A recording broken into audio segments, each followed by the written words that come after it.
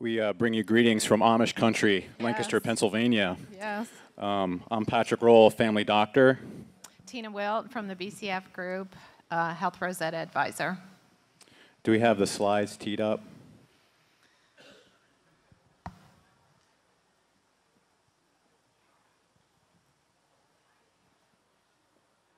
Great.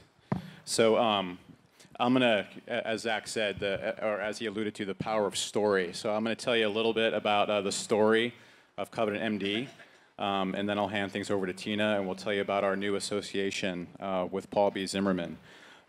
So this is the beginning of Covenant MD. This is myself, circa 2000. You guys know who this is, right?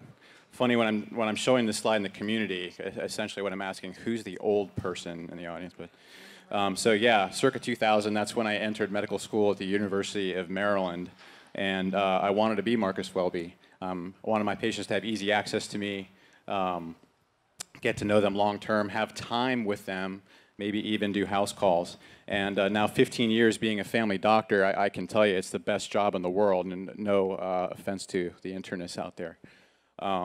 Or pediatricians. And I've had a lot of adventures in family medicine. I would say family medicine would not be the best job in the world if it were not for DPC. But yeah, a lot of adventures in family medicine, some of those through the U.S. Air Force. I left insurance-based fee-for-service in 2012, and I transitioned over to cash-based fee-for-service at a Amish clinic, or a clinic. We were seeing Amish and Mennonites. So for you non-doctors out there, this is a pretty abnormal x-ray. Bones should be lined up. Not all bones are lined up on here, but we got to take our own x-rays in this practice. I took that x-ray and then reduced these 2 dislocations and took the x-ray after that too. So it was a great adventure. Being a doctor for the Amish, it was a dream that I always had. I did that for 3.5 years. But it was fee-for-service. 27,000 charts among 3 providers. And 2 weeks on call, 2 weeks off call. So it was a pretty tough life. So I was no longer Marcus Welby circa 2015. This is what I was. And it was in the summer of 2014 that there was a webinar hosted by the Pennsylvania Academy of Family Physicians about direct primary care, and I look at that webinar. Ken Richter's not looking at me, but Ken was one of the docs on that webinar. I don't know, Ken, if you remember that, summer 2014. But thanks to you, here I am. So 2015, I began putting together Covenant MD, and we launched January 4th, 2016. In the beginning, it was just myself and an RN. We opened with 77 patients. So I started the practice de novo. Probably only about 5 families came over from my Amish practice. Launched my website 5 months ahead of time. Local media did a piece about direct primary care because I was one of the first in that market. So we opened with 77 patients that day. And this is our first day, January 4th, 2016. There's a lot of story in this photograph. One is, yeah, all the cardboard boxes. So one hard lesson I learned is, man, you've got to start that build out several months before you planned on opening your office. So, yeah, we were a home visit exclusively practice for 6 weeks. But because we had the phlebotomy chair here this day, we were able to do her blood draw. This patient, her name is Mary. She came over from the Amish practice that I was in. And not 6 months after this picture was taken, when she was suffering from some unusual acute headaches, abnormal neurologic exam, got a CT, she had a brain tumor, died probably 4 months after that. And her husband, a widower, is still my patient, but my nurse Hannah and I were able to attend her funeral, our first conservative Mennonite funeral, and that was amazing. So you've seen a lot of these dashboards from Hint. This is our dashboard our first 3 years. We grew at about 34 patients a month, roughly. I added a second doc about 18 months into it. Just last fall, I added a nurse practitioner who is doing a fellowship in integrative medicine. One of the most common questions we get in the Lancaster market is, do you guys do holistic medicine? And at least now that I have someone doing responsible, evidence-based integrative medicine in my office, that's a big plus. So we took a big bump in numbers January 1st of this year when we brought on a large employer, Matthews International. They have a casket factory in York. And this is our first exposure to the casket world. That's been an adventure. When we started in January, we had a really hard time in getting all of their patients in. And I'll just ask real fast. You guys, or they would say, January, February is their busiest time in making caskets, especially the cheap pine board caskets. Does anyone here have any idea why that would be? I didn't know. It's flu season. So they're shipping out caskets all over the country for that. But we got started that January. This is the second location now in York, Pennsylvania. 2,500 square feet, beautiful office, nicer than mine. The doc that we have staffing that office, Stacy Denlinger, is here with us this weekend. Wave, Stacy. Great. And we have room for 3 more docs. So we're in the market for a male physician, both for York and for Lancaster. If any of you know anyone that's looking for a job, please see me. I'd love to talk to you. And this is a picture of that office. So no cardboard boxes. So we did it a little bit better this time. And this is our full staff now, 2 locations. So no longer 2 staff members, now 8, but only 15% testosterone. So we'd love to get some male providers in there too. But a great staff. Your practice is really made by the staff that you hire. These are outstanding people who love direct primary care. I repeatedly hear from them it's the best job in the world. And it gives me great pleasure to do that. 22 degrees outside when we took this photo. So they held that against me that day. Transitioning now into the subject of our experience with employers. So this is a headline, February 2019. Healthcare should be cheaper and simpler. Business reps tell Lancaster County system leaders. So our tagline in Covenant MD is simplifying primary care. So of course, DPC is going to be cheaper and simpler. The business reps or the healthcare experts in this photo are the 3 CEOs of the big 3 hospital systems that own probably 99% of our market. By the way, they're the system leaders. I'm working to put myself and the rest of the doctors in Lancaster County doing direct primary care at that table in a couple of years because we will be the experts. So why work with employers? As I have gone around the DPC circuit, I've gone to different conferences. There are some that would not, that say, why work with employers? We're turning to a third-party system. So the cons that I hear, yes, it's returning to a third-party system. These are not my cons. These are my pros, but obviously it's not a third-party system. That employer is not telling me what healthcare I can purchase. They're not influencing treatment decisions. Patients have little skin in the game. That can be true in some respect. Probably about 10 or 15% of my patients are those that have, or they think they have little skin in the game. We have to be very proactive in reaching out to them. Substantial revenue wrapped in one cohort. What if that employer walks? That's a risk. But pros, 49% of Americans have employer health coverage. So that's where half our patients are. And that's not 49% of Americans with insurance. That's 49% of Americans in general. The term functionally uninsured was mentioned here at the HINT Summit last year. I was not here, but I devoured those videos. I think it was Kristen Dickerson that mentioned this.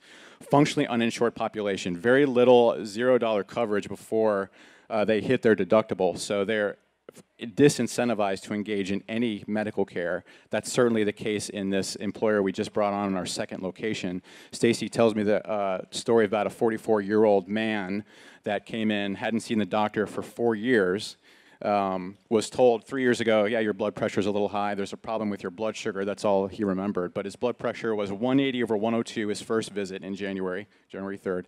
Had an A1C of 9.6. After that, had 4 visits in 2 months in that clinic, got him on blood pressure medicine paid for by his employer, is on a diet plan, uses DioThrive, so now he can check his finger sticks, and Stacy has access to them in real time. So we're turning his medical problems and his life around through DPC, and it helps the bottom line. Maybe a bit mercenary there, but the fact of the matter is, if I've staked my house and my savings on a DPC practice, and this is a way employers are very interested in engaging, then why not engage employers? It's a good reason to do that. I'm going to quickly blow through this and turn it over to Tima, but we have 13 employers, anywhere from 3 to 475 employees. My Lancaster office, about 90% of our patients. 100% right now in York. BCF Group that Tina works with was my first, was a benefits broker that was very open to DPC very early on. So they brought a number of clients. And then Roars 1 Hour is one client that I've been affiliated with for a couple of years, almost 70 patients enrolled.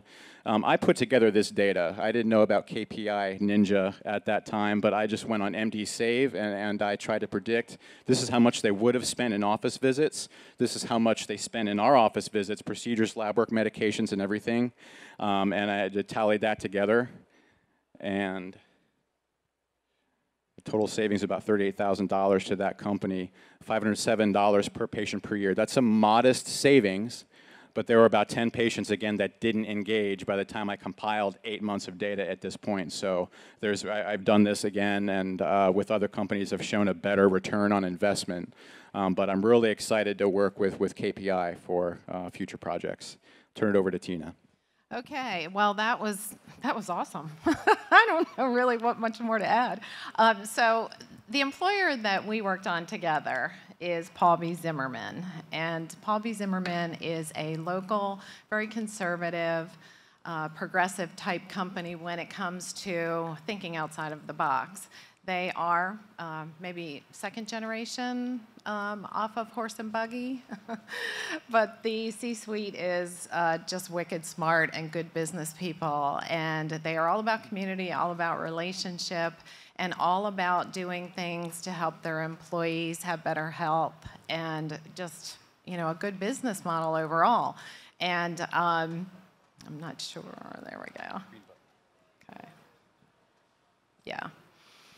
So in our situation when we work together, of course, Patrick talks about the casket company. This company is a family of companies where they have a hardware store, they do powder coating, they have crop care or agricultural manufacturing and whatnot. So they have about 600 members, 200 employees. Again, very family-oriented. They have a single offering of a PPO plan, $1,500, $3,000 deductible, and so on. One of the stakeholders, obviously, is the employer in this transaction. The second stakeholder are the practices. It's, of course, Dr. Roll, but we also brought in 2 other DPCs for a 1-1 offering for direct primary care. So it's Covenant MD, Patrick's practice, Heritage Family, Family Health, and Alere. All 3 practices are logistically and geographically located throughout the county in a nice triangle. So it's great for the employees within the county. We offered all 3 DPCs during open enrollment, and the DPCs went through the open enrollment meetings to market their services. So everyone had to attend the meetings, and the DPCs shared a little bit about their philosophy and their values, and the membership pretty much rolled out as you see here. 134 new members for Covenant MD, 107 for Heritage, and 12 for Alere. We think the Alere practice, because there was not a female practitioner on staff and because they were a little bit south of where the company is domiciled, that's probably why they didn't get the robust enrollment that the other 2 received. Paul B. Zimmerman pays for all of the cost, the membership cost on a monthly basis for the employee and the family members. So there was a nice financial incentive in place to consider the DPC. Now, it's a PPO plan, so the co-pays were, what, $30 and $50 anyway for primary and specialist. It's not a huge cost avoidance if you'll have it, but they really wanted to put their money where their mouth was. So we think the membership and the enrollment turned out very strong. We also use a stakeholder CoreSource for the TPA. They're familiar with the DPC. They helped us with plan structure. As you know, well, maybe as some of you don't know, Third-party administrators are very loyal to their PPO networks, such as Cigna and Aetna and even Blues networks that they rent. And they're contractually bound to not steer membership or services away from those PPOs. And so you have to structure the DPC offering in a way that it doesn't conflict with the PPO contracts that are in place and therefore the livelihood of the TPA. So CoreSource was very helpful in that respect to help us craft a plan that would not conflict with their arrangements. Yes, we are running out of time. They also help us with enrollment and eligibility. We also are doing some claims reporting. When I say claims reporting, you know that DPC does not adjudicate claims. There's no claims. So we have established 2 cohort groups within CoreSource, one being a non-DPC cohort and the other being a DPC cohort, so that we can look at buckets of utilization and care and see how they differ. Member support, ID cards, and ongoing enrollment data back to the DPCs. Paul Bees pays the DPC membership directly to the direct primary care offices on a monthly basis. And the one practice, Heritage, is kind of like a hybrid DPC. They do a cash pay arrangement, but they also offer insurance on a limited basis. So they have what we call a fee-for-service arrangement. And so Paul Bees just gave them a company credit card. It's all about trust and collaboration. Roger Zimmerman said, I pay the claims that go through a PPO. I don't know the doctors. I don't know the contractual arrangements. I just pay them as a self-funded employer.